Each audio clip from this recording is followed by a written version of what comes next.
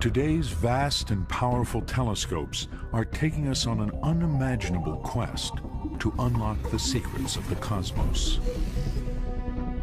They are going to tell us in detail what our universe is made of, how it was born, how our universe is evolving. They take us back to the dawn of time, to the very birth of the universe, show us giant clouds where stars and planets are born. Each time a new telescope looks in a different way at the universe, we learn something new and profound about the universe. In stunning clarity, we can now watch stars exploding, galaxies colliding, and the violence of black holes. There's a whole hidden universe out there. We see the universe continuously changing and evolving. Revolutions in technology and ever larger telescopes are pushing forward the frontiers of space. Every time you try and explore a new part of the universe, we have these great discoveries and these great surprises. But where did this race begin? Where will it take us? This is the remarkable journey through 400 years of an extraordinary device that is changing everything we thought we knew.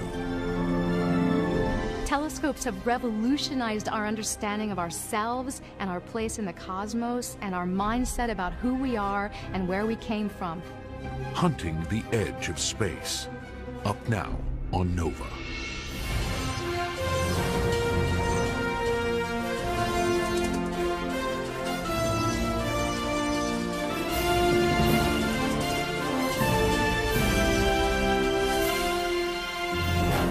Major funding for NOVA is provided by the following: the David H. Koch Fund for Science, supporting NOVA and promoting public understanding of science. Discovering new knowledge. HHMI.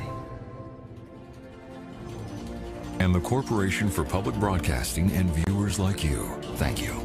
Additional funding from Lockheed Martin, inspiring tomorrow's engineers and technologists. Additional funding for Hunting the Edge of Space is provided by the Alfred P. Sloan Foundation, supporting original research and public understanding of science, technology, engineering, and mathematics. And by Mount Cuba Astronomical Foundation. And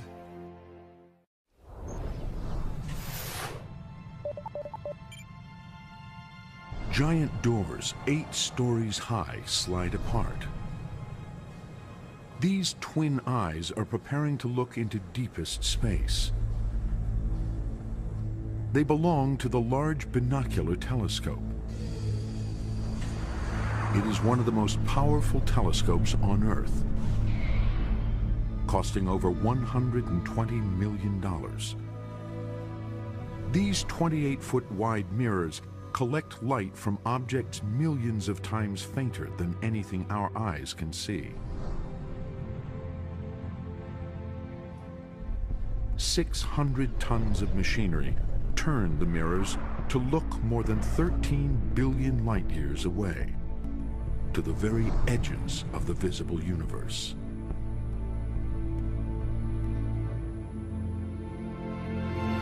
Super telescopes like this are taking real images that illuminate the darkest corners of our skies.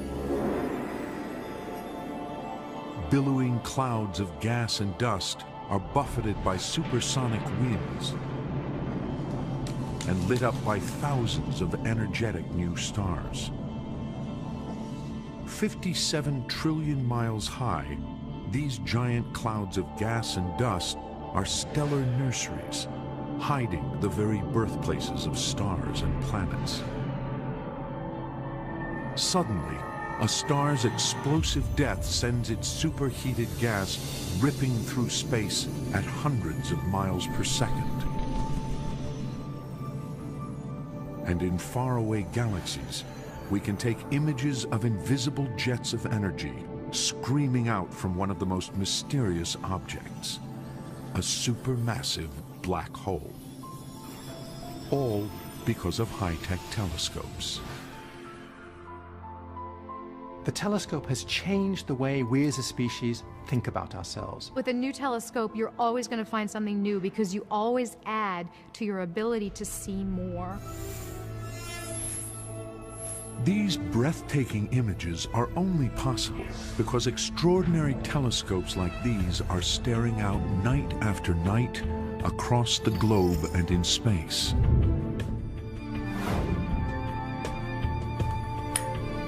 Over the past 4 centuries, revolutions in technology have transformed this groundbreaking instrument.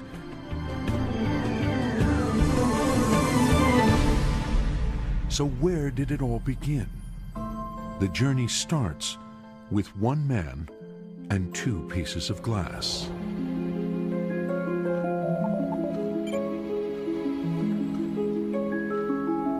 It is the summer of 1609. Mathematics professor Galileo Galilei is building his own version of an extraordinary new invention. It is the telescope, a name that means far-seeing in ancient Greek. The invention has spread like wildfire across Europe from a small town in Holland. Spectacle makers working on the most precise glass lenses of the day discovered that 2 different types of lenses held at just the right distance produce a surprising optical effect. They act like a magnifying glass for distant objects. This is the birth of the telescope. Galileo immediately sees the potential of the invention. Galileo is a practical mathematician. That's his trade. He designs instruments, he teaches the use of these instruments, and these instruments are often used for warfare. Galileo works out how to increase the magnifying power of the telescope to 8 times what our naked eyes can see.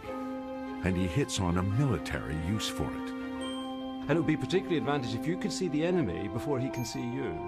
The Venetian military buys this new device as a spyglass for spotting enemy ships. But then, Galileo turns his telescope from the Earth to the sky and starts a revolution. By turning the telescope to the heavens, Galileo enters a whole new regime of practice there, where this instrument can be used to discover things we didn't know before about the world. All astronomers knew of the heavens before Galileo was what they could see with the naked eye, the stars and the moon. But today, even amateur astronomers can see much, much more. Alexandra Hall spends her nights gazing up at the night sky from her backyard. I never get bored of looking at the night sky above our heads. It's like 2,000 diamonds sprinkled across black velvet. And then the moon arises. And watching the moon go through its phases, I mean, it looks different every time you look at it. To the naked eye, 5 stars sometimes appear brighter than the rest, and watched over the course of nights, they seem to move against the backdrop of the other stars. And they don't just stay in the same place like all the rest of the stars. They move around. Sometimes they're visible, sometimes they're not. Each of these bright stars is a planet, a name that simply means wanderer in Greek. Venus, the evening star, skims the horizon at sunset. Mars glows red. Jupiter and Saturn outshine everything around them. We now know that these wandering stars are actually other worlds, like the Earth, planets as we understand them today. But in Galileo's time, everyone believes they are just stars. There is only one world in the universe, our Earth, and it sits at the very center of everything. The sun appears to circle the Earth during the day, and over the long course of the night, the moon and stars also appear to rotate across the heavens, circling the Earth in giant orbits. When you stand outside, even just for a few hours at night, you suddenly notice that all the stars and the planets and the moon, everything is wheeling around your head. It's like you're at the center of things. Really quite a powerful feeling. But Galileo is about to show that this is just a feeling. He starts to shake the known world order when he looks at the moon. The belief in his day was that all the heavenly bodies were flawless. In the old cosmology, the moon was a heavenly body and therefore perfect. But looking across 250,000 miles of space, Galileo sees something very different from the smooth sphere he expects. He sees instead a moon scarred with craters and valleys. It must have been an extraordinary moment for Galileo to peer with his little itty-bitty crummy telescope at the moon and see craters, mountain ridges, valleys. He saw for the first time geographical terrain on another astronomical object. This means our Earth is not unique in the cosmos. These patches that you see are mountains. The moon isn't smooth. It's like the Earth. But this is just the beginning. Next, Galileo turns his telescope on Jupiter, one of the wandering stars. He sees it as no one has ever seen it before. This is an exact computer reconstruction of what Jupiter looked like through Galileo's telescope. Calibrated on Galileo's actual lenses, it shows what a challenge he faced. A replica of his telescope reveals how hard it is to get a still image. Well, when I actually got Jupiter in the telescope, it was really difficult to focus because the lens quality is not very good compared to the lenses that we would get today. To the naked eye, Jupiter looks like a bright star, a spot of light. Seen through Galileo's telescope, all other stars remain as spots of light. But Jupiter suddenly appears as a much larger round disk. This blurry, shaky view of Jupiter is a revelation. Galileo comes to an extraordinary conclusion. Jupiter must be a sphere, another world, a planet as we understand it today. And around it are even more surprises. Picture yourself, you've just glued a little piece of glass on the front of a long tube, and to your utter surprise, you see 2 or 3 or maybe even 4 stars next to Jupiter, like little ducklings following a duck. Night after night, Galileo notes the changing position of these new stars. Imagine your surprise. Why should stars be following Jupiter? And of course, Galileo learned only after a week or two of watching those little ducklings following their mother that those, in fact, were moons orbiting Jupiter. Galileo knows he has something spectacular on his hands. He publishes his findings in a book called The Starry Messenger.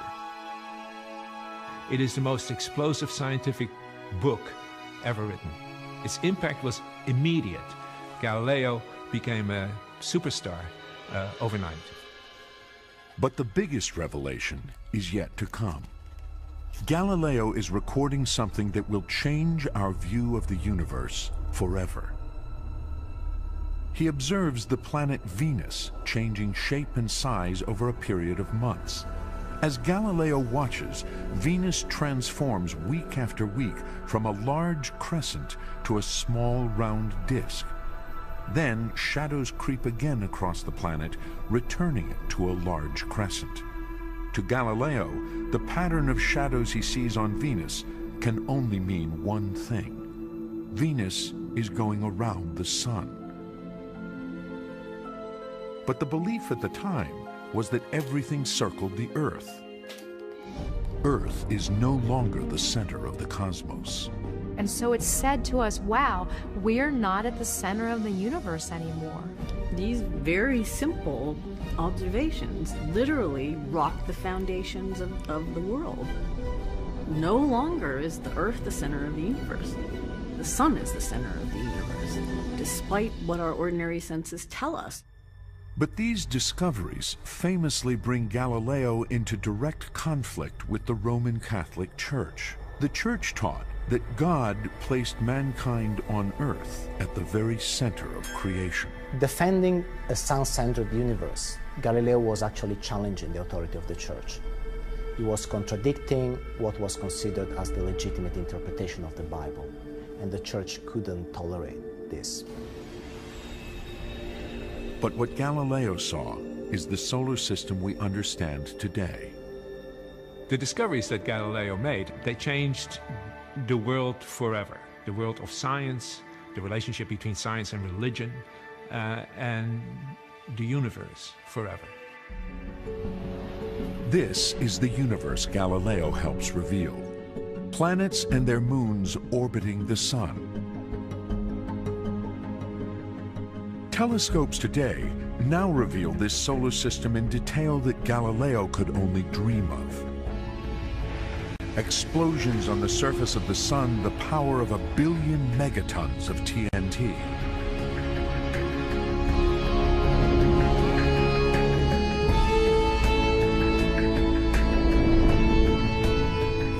Features in the Great Red Spot on Jupiter, a vast stormy vortex large enough to swallow 3 Earths. On Jupiter's moon, Io, we can watch volcanoes spew ash and gas high into space. On Mars, a canyon 5 times deeper than the Grand Canyon.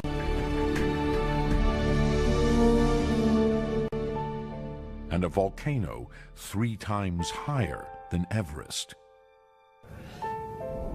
On the surface of Venus, beneath roiling clouds of sulfuric acid, mountains rise from the rocky surface.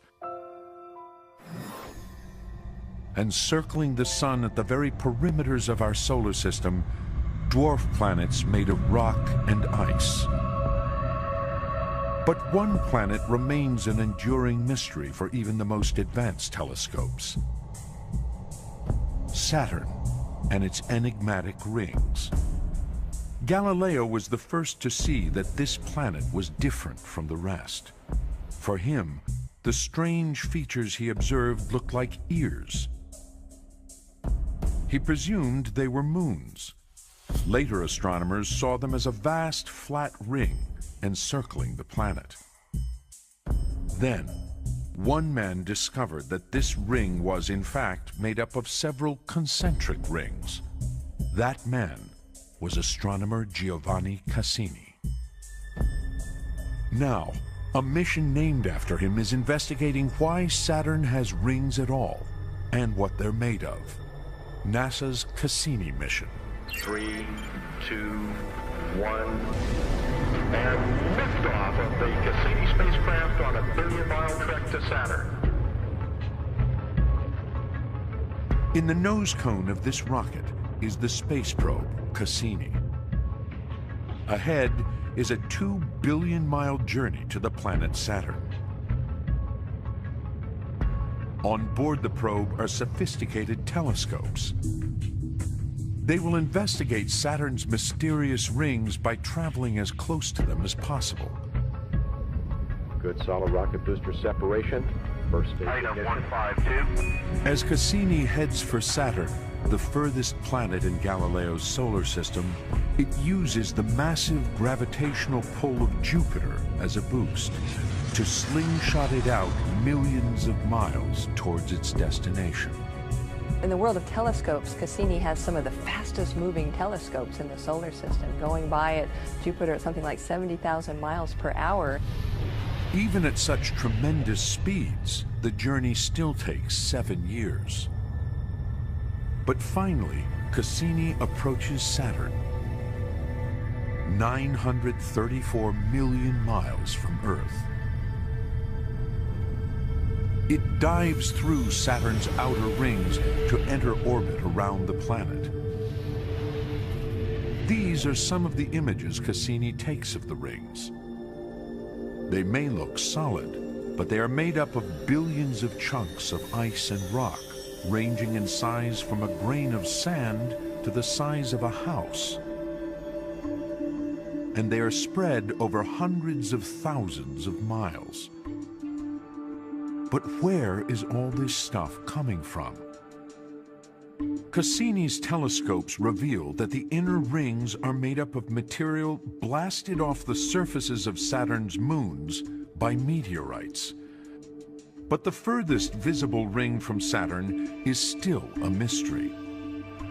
This image taken by Cassini shows that unlike the innermost rings, the outermost ring is a ghostly mist of microscopic particles.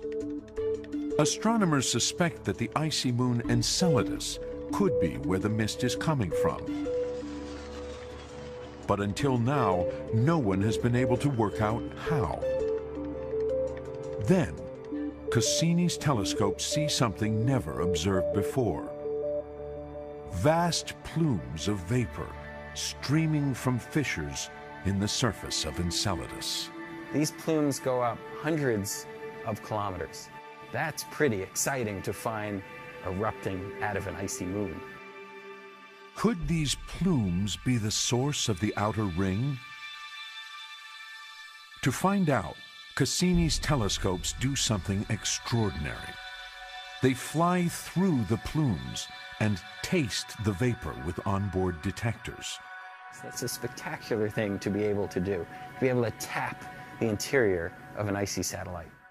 Back at Mission Control, astronomers analyze the data streaming in. The vapor pouring out of Enceladus is made up of ice, salt, and ammonia. It is exactly the same material as the outer ring. It can only mean one thing. Enceladus's plumes are the source of the misty ring. This is a major discovery.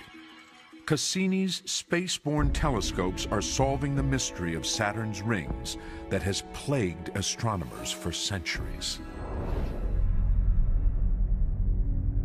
Telescopes today are journeying deeper into space and searching further to discover secrets that Galileo could never have imagined.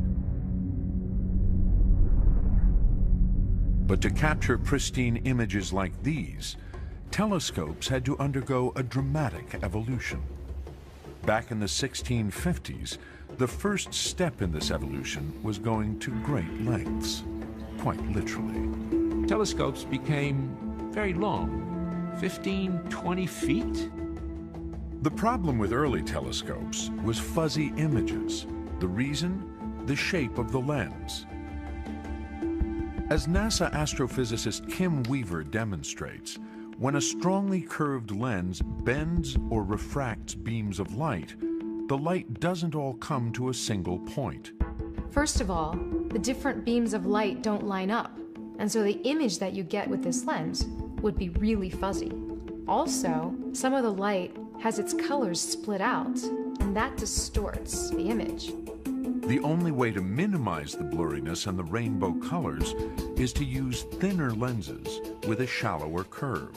Because the light comes to a focus further from the lens, refracting telescopes get longer and get greater magnification. 17th century astronomers make ever thinner lenses and space them further apart. By about 1660, telescopes have magnified 50 or 100 times, and those lengths increased and increased and increased. This is the first space race. On the quest to see ever further, telescopes reach absurd proportions, up to 150 feet in length, half the length of a football field. These unwieldy telescopes are better, but astronomers want to see even more detail, and these telescopes don't eliminate the rainbow colors altogether. Then, one of science's greatest minds sets out to solve the problem: Isaac Newton. He takes a look at light itself. Newton found that white light was in fact composed of all these different colors, the colors of the rainbow. As white light passes through a glass prism, it bends or refracts, breaking up into the colors of the rainbow. This was the root of the astronomers' problems.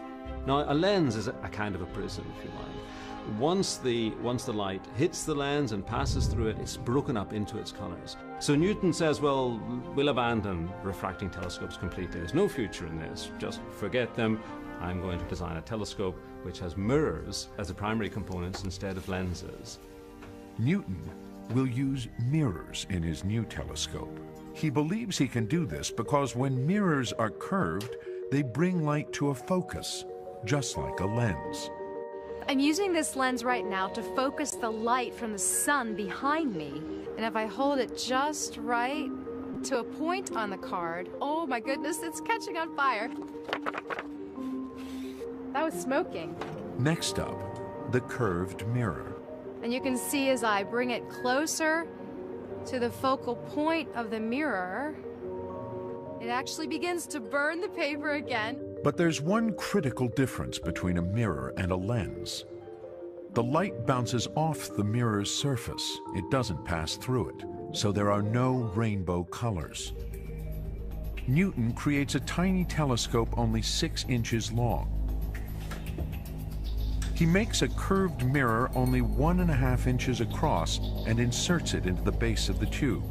Light from the heavens passes down the tube, reflects off the curved mirror, then reflects off a second flat mirror, and is focused by an eyepiece.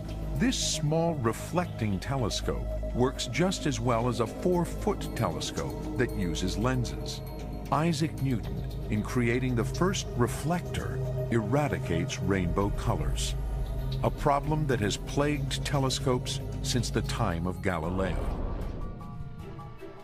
Today, telescopes stare out from observatories across the world and in space. They are expanding our view of the cosmos, capturing light that has been traveling across our universe for billions of years. The clarity is so exceptional that these real images continue to amaze and inspire us. All these telescopes rely on large mirrors with the perfect shape. Making them is a feat of precision engineering. Deep below the football field of the University of Arizona is a high-tech mirror lab, where glass blocks are melted in giant furnaces at over 2,000 degrees Fahrenheit, the temperature of volcanic lava. The hot liquid is spun into super smooth curved dishes. The 20-ton discs of cooled glass are then ground to within fractions of a human hair to make the precise shape. It is only when a thin film of aluminum is applied, only 100 nanometers thick, that the glass dishes become mirrors, like those of the large binocular telescope in Arizona. At 28 feet wide, these mirrors are 64,000 times the size of Isaac Newton's first mirror. And they can collect light from stars billions of light years away. In Isaac Newton's day, making large mirrors exactly the right shape is far too difficult. It will be a century after Newton before a new pioneer picks up his revolutionary design and transforms it. That man is musician and amateur astronomer William Herschel. Herschel has great ambitions. He wants to use a larger version of Newton's reflector to see further into space than anyone before. Herschel is a musician. He's not an astronomer. He's a clarinet player, he's an impresario, he's a composer. But his real passion isn't music, it's astronomy. Herschel wants to look anew at the night sky. He wants to look beyond the planets to the stars, and to see the very faintest stars invisible to other telescopes of the day. Herschel needs big mirrors. He builds telescopes that are bigger than other people's because he realizes that the wider his aperture, the more light he can collect, the further he can see into space. Making large curved mirrors, though, is still a major technical challenge in Herschel's day. Glass mirrors have not yet been invented. Mirrors are still made of metal. So working in his basement, Herschel casts discs of a metal called speculum, a special mixture of molten tin and copper.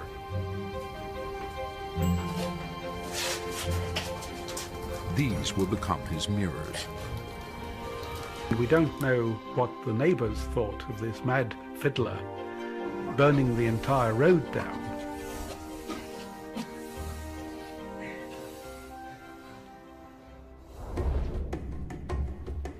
Casting the metal discs is just the first step. To become mirrors, the cooled flat discs need a shiny curved surface. Herschel painstakingly grinds and polishes the metal discs by hand into the precise shape needed to form an image. This is the reflecting mirror, the most precious component in the telescope, made in metal by William Herschel himself, made by hand. He was like a craftsman, making something which required manual skill as well as intellectual effort. This telescope, over 200 years ago, makes a revolutionary discovery. Or perhaps a comet. In 1781, Herschel peers night after night into the heavens. At his side, his sister Carolyn. Following Delta Tauri. She records all their observations and will become a prominent astronomer herself. Her observations were critical. She was one of his true secret weapons. Then, on March 13th, Herschel sees an object through his telescope that they have never recorded before. A very faint star that seems to move against the backdrop of the other stars.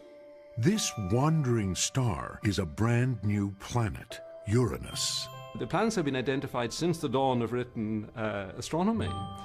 And then suddenly you have this clarinet player, you know, with homemade telescopes in his back garden. He discovers another one. The thing is utterly astonishing. Uranus, with its own set of rings, is the size of 63 Earths. But no one has identified it before because it is barely visible with the naked eye. 1,900 million miles from the Sun, it is twice as far from the Sun as Saturn. Until then, the furthest known planet. Overnight, Herschel doubles the size of the solar system. The discovery sparks a frenzied hunt for planets. It is a quest that the world's most sophisticated telescopes continue to this day. The sun is setting on Mauna Kea, Hawaii. The giant dome of the Keck Observatory opens. Its 33-foot wide mirror turns toward the heavens. Jeff Marcy is one of the world's foremost planet hunters. He is using the Keck telescope to hunt for planets in solar systems beyond our own. Well, when you look up into the night sky, you see all the thousands of twinkling lights. Those are stars like our sun. Planet hunters like Marcy think that many of these stars could have their very own planets. But finding them is another question. Your mission as a planet hunter is to find that needle in the haystack. Telescopes only made a breakthrough as recently as 1995. They recorded a perfectly ordinary star wobbling minutely. There was some gravitational pull on the star, evidence of a planet they couldn't see orbiting around it.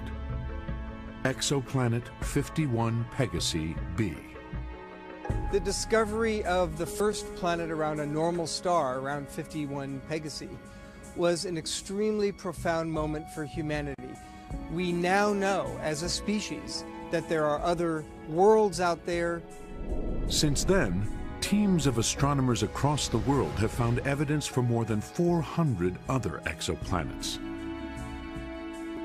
But most discovered so far are gas giants the size of Jupiter, orbiting far too close to their suns to support life.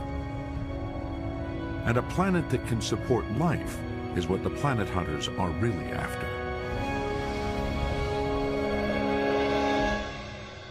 What we'd love to know is whether there are other Earths, habitable worlds out there, whether they are lukewarm with liquid water, having the vibrancy, the conditions suitable for life, and perhaps even intelligent life. Looking for small rocky planets like Earth is a whole new ballgame. Cue a brand new NASA space telescope called Kepler. And liftoff of the Delta II rocket with Kepler on a search for planets in some way like our own. Kepler's 3-year mission is to find planets the size of our Earth orbiting other stars. Vehicles now going supersonic. I think Kepler is going to go down in the history books as one of the greatest telescopes ever in the history of humanity. Kepler's mission is to collect light from a field of 100,000 stars inside our Milky Way, looking for clues to other worlds. As the dust cover falls away, it begins measuring the starlight. All that happens is you watch the star, and Earth happens to orbit in front of the star. It blocks a tiny fraction of the starlight on its way, and when it blocks that light, the star dims a tiny amount. Kepler has already discovered several new exoplanets. It hasn't found an Earth-like planet yet, but astronomers believe it is only a matter of time. I believe in the next few years we will have the first detections of Earth-like planets, places that you might indeed want to call home. Though Kepler is looking at 100,000 stars, this is only a tiny patch of the sky. There are hundreds of billions more stars out there to search. The hunt for exoplanets requires that we look at hundreds of thousands of stars. So planet hunter David Charbonneau uses more down-to-earth technology. The revolution has been to use Hubble telescopes to study the closest stars. Using small robotic telescopes, he scans 2,000 stars that are far less bright than our own sun. This makes it easier to spot a small planet passing in front of it. And he has discovered a planet only 2.7 times the size of our Earth, a super-Earth. Importantly, it appears to be covered in water and have an atmosphere. At 400 degrees Fahrenheit, it is still too hot to inhabit, but it's a tantalizing glimpse of what is out there. If we can succeed in finding habitable worlds, then that would have implications far beyond mere astronomy. In a bid to find habitable planets, the professional astronomers are getting a little bit of help on the side. Amateur astronomers are central to our understanding of planets orbiting other stars. The amateur astronomers are stationed, of course, all over the world. They have telescopes which are certainly large enough to conduct a survey. Ron Bissinger is one such astronomer. He is following in the footsteps of William Herschel and his discovery of Uranus. When I come up here every night and open that thing up, fire up the telescope, fire up the computer, I know the target star I'm going to look at. Everything is mine. That's my world alone. I may, for that night, be the only human being looking at that star. He has a telescope advanced enough to help out the professionals. Professional observatories cannot spend the time staring at one star night after night after night, but we can.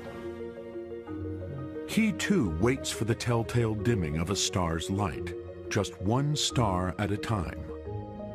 To find a world out there no one's ever known of or seen or detected before, from your own backyard, a person who is not a career scientist. I don't know of any other scientific endeavor where somebody like me or so many other amateurs can do that kind of thing. Bissinger's patience has paid off. He has already discovered several large exoplanets of his own. though all are too close to their suns to support life. Like all known exoplanets, they orbit stars within our galaxy. We know today that this is a vast collection of stars in which our Sun, Earth, and solar system also reside. But just over 200 years ago, we didn't even know we lived in a galaxy. Discovering this just by looking at the stars would be a great challenge. In 1781, William Herschel is the man who takes the challenge on. To do it, he just needs a bigger telescope. He builds a reflector 20 feet long. With this, he is able to see more stars than any other telescope on Earth, and he observes one part of the night sky in particular. The strip of stars we call the Milky Way. This will be Herschel's key to the shape of our galaxy. On a clear night, the Milky Way is a majestic spectacle. A brilliant band of starlight arcing overhead. To the ancients, it looked like milk had been poured across the sky, and it's why the Greeks first called it the Galaxias Kuklos, or Milky Circle. It's from this we get our word galaxy. It fascinates astronomers to this day. The Milky Way stretches across the sky from horizon to horizon. It's like a big band that goes all the way around us. And so from here on Earth, it's kind of like we're sitting on the hub of a wheel, and the Milky Way is a big tire all the way around us. Looking through his telescope, Galileo was the first to discover that the Milky Way is made up of stars. But no one knows it is a galaxy. They don't even really know what its shape is. Finding this out now becomes Herschel's obsession. What is the actual shape of the Milky Way? We're in the middle of it, presumably. What would it look like from the outside? He gazes tirelessly at the heavens night after night, mapping the positions of stars. Herschel is nothing if not passionate. He's a natural obsessive. But good for him, he does something extraordinary with this obsession. Herschel maps the distribution of all the stars he can see in a great circle that cuts through the Milky Way. He introduced into astronomy the technique of star counts and just counting how many stars can I see. One direction you see very few stars, in another direction you see zillions of stars. And so he plots this distribution and comes up with a view of the Milky Way. The survey takes over a year of precise recording. Herschel finally produces a map called the Grindstone because of its shape. For the first time, Herschel sees that the Milky Way is more than just a strip of stars in the sky. It is a vast disk of stars, and Herschel believes this is the whole cosmos. When Herschel made his map of the Milky Way galaxy, to him he was making a map of the entire universe. The edges of this star disk are the edges of Herschel's universe. Inside it lies our solar system, our sun and our Earth. The amazing thing is that over 200 years ago, Herschel almost got it right.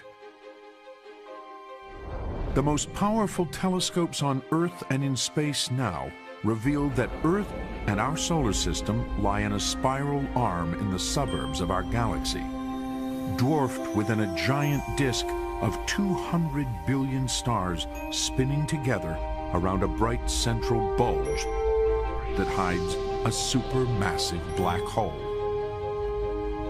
The Milky Way is so large that it would take 100,000 years traveling at the speed of light, that's 670 million miles per hour, to cross from one edge to the other.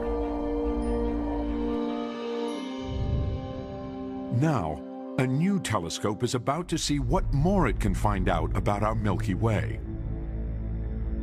The Herschel Space Observatory. Bill Latter is a key member of the Herschel team. Herschel will map the entire Milky Way galaxy in terms of how stars are formed, how stars die, and how the galaxy is put together. After years of careful preparation, the finely tuned telescope is about to launch. Launch is a violent thing. There's no other way to describe it. We light this candle, it shakes, we throw the thing out into space, and we only can hope that it all holds together. 1 million miles above Earth, the largest mirror ever launched into space is looking beyond visible light to wavelengths our eyes cannot even see, the far infrared.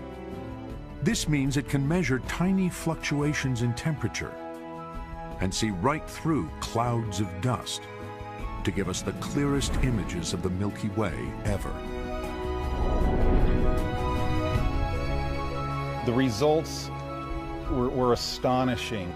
What we're able to see with the Herschel Space Observatory are right into the cradles of newborn stars. We see something very different than we would with our eyes. If we looked at the same region in visible light, it would be full of stars. But here, in the infrared, we're seeing dust and gas that really make up the majority of material in our galaxy, and it's where stars form. No other telescope is able to see the Milky Way in this detail. Stars in these regions of our Milky Way were invisible to William Herschel. Yet over 200 years ago, he can see more in the night sky than anyone before him. And as he maps the stars through his telescope, one great mystery remains. Thousands of strange objects that astronomers can't explain. They call them nebulae, Latin for clouds. There are fuzzy patches of light that you can see in the sky. They kind of look like pieces of the Milky Way that have been detached, and a couple of them you can actually just see with the naked eye. But through a telescope, there are thousands of them, and they have all kinds of different patterns and shapes and sizes. They're quite beautiful and quite mysterious. One of my favorites is the Andromeda Nebula, which you can actually see with the naked eye. And through a telescope, find it here. It's really mysterious. You just see this glowing light that gets brighter and brighter towards the middle.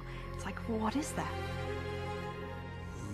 Herschel makes a catalog of these mysterious objects, counting and classifying over 2,300 nebulae.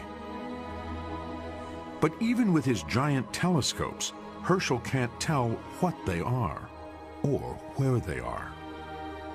There were little smudges that you could see in the best telescopes of the day. Those smudges were thought to be nebulae, clouds of gas, but people began wondering how far away those smudges were. The mystery of the nebulae will continue to perplex astronomers for decades. 60 years later, at Birr Castle, Ireland, the eccentric Lord Rosse builds the largest telescope in the world. He wants to finally crack the enigma of the nebulae. 6-story walls support a tube 60 feet long, and the mirror is the height of a man.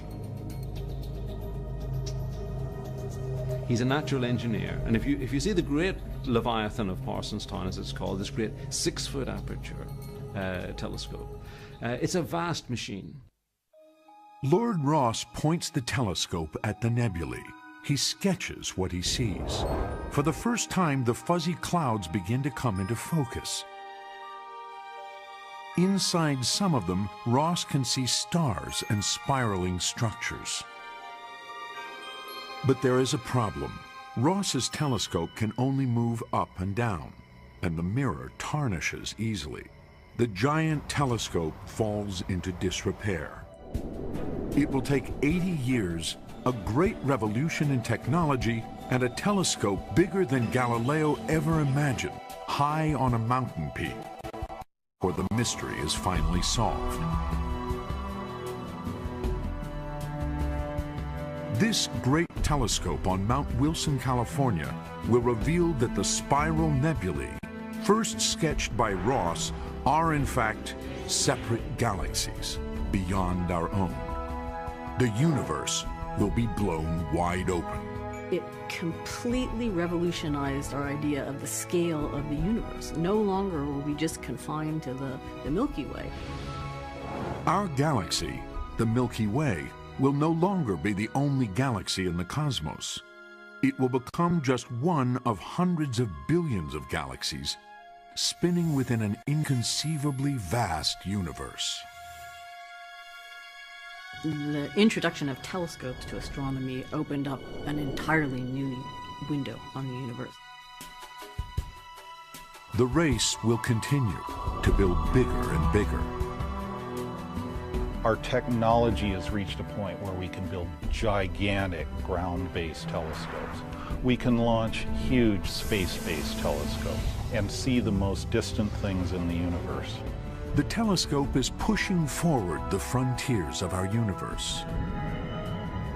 So what will colliding galaxies billions of light years away tell us about our own Milky Way? And right at the limits of the cosmos, what will the afterglow of the Big Bang tell us about how our universe began? Every time you try and explore a new part of the universe, we have these great discoveries and these great surprises. Most surprising of all, telescopes will reveal that right now we can only see 5% of the universe. Only a few percent of the total matter and energy content of the universe consists of things that we can see. So what is the rest of the universe made of?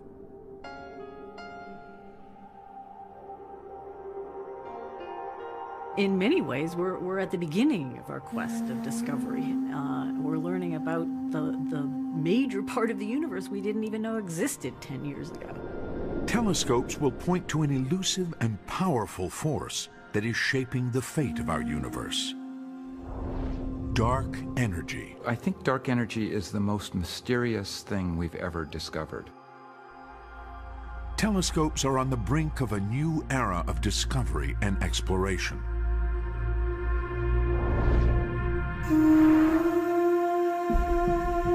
It's such an exciting future to think about all of the discoveries yet to come.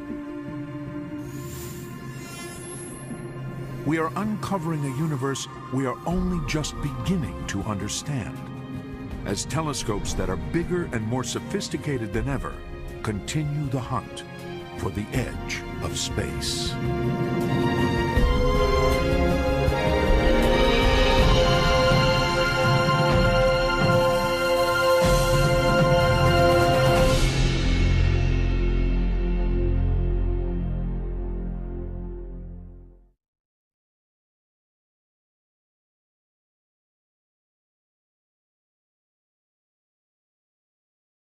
Next time on Nova, for the next generation of telescopes, a new quest begins. Can we see the invisible? 10,000 galaxies in that single spot. Go back further in time. We can actually deduce things that happened in the first trillionth of a second. Reveal mysterious forces shaping the cosmos. Dark energy is one of the keys to understanding the fate of the universe. Watch the next episode of Hunting the Edge of Space. Major funding for NOVA is provided by the David H. Koch Fund for Science, supporting NOVA and promoting public understanding of science. And discovering new knowledge. HHMI. And the Corporation for Public Broadcasting and viewers like you. Thank you. Additional funding from Lockheed Martin, inspiring tomorrow's engineers and technologists. Additional funding for Hunting the Edge of Space is provided by the Alfred P. Sloan Foundation, supporting original research and public understanding of science, technology, engineering, and mathematics. And by Mount Cuba Astronomical Foundation. And on NOVA's Hunting the Edge of Space website, see the next generation of giant telescopes and learn more about our cosmos, filled with black holes, dark matter, extrasolar planets, and other mysteries. Find it at pbs.org. This NOVA program is available on DVD at shawpbs.org. or call 1-800-PLAY-PBS.